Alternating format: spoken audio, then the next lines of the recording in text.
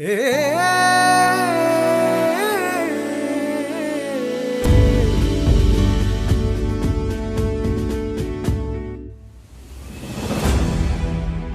TV की खास series 75 बरस 75 मुकाम में बात करेंगे हरित क्रांति की। 1943 में बंगाल में आए अकाल में करीब 30 लाख लोग भूख से मर चुके थे। इसका असर देश की आजादी के बाद तक पड़ा। हालांकि सरकार ने कृषि क्षेत्रों के विस्तार पर ध्यान तो दिया, पर जनसंख्या खाद्य उत्पादन की तुलना में बहुत तेजी से बढ़ रही थी। इसलिए उपज बढ़ाना पहली प्राथमिकता बन गया था। इसी पहल का नतीजा थी हरित क्रांति यानी ग्रीन रेवोल्यूशन, जो 1967 से 1977 के बीच अवतरित हुई। इसके प्रणेता थे डॉक्टर नॉर्मन बोरलॉग और भारत के डॉक्टर एमएस स्वामीनाथन।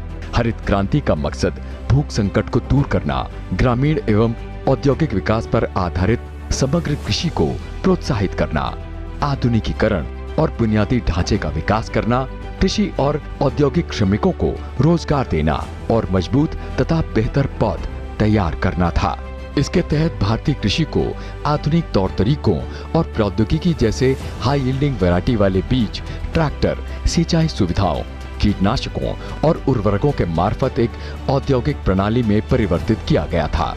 हरित क्रांति का फोकस गेहूं, चावल, ज्वार, बाजरा और मक्के पर था, जिसके उन्नत बीज भारतीय कृषि अनुसंधान परिषद ने तैयार किए थे। हालांकि लाभ मोटे तौर पर गेहूं को मिला था। 1978-79 में 131 मिलियन टन का अनाज उत्पादन कर भारत दुनिया के सबसे बड़े कृषि उत्पादकों में से एक के रूप में स्थापित हुआ था। खाद्यान्नों का आयात कम हुआ था, आत्मनिर्भरता बढ़ी थी, प्रति व्यक्ति खाद्यान्न उपलब्धता बढ़ी थी, किसानों की आय बढ़ी थी। हरित क्रांति ने बड़े पैमाने पर tractor, harvester, thresher, combine, diesel engine, electric motor और पंपिंग सेट जैसी मशीनों की मांग पैदा की थी। इसके अलावा रासायनिक उर्वरकों, कीटनाशकों और खरपतवार नाशकों की मांग में भी काफी वृद्धि हुई थी। साथ ही ग्रामीण श्रम बल की मांग में बड़ी वृद्धि हुई थी।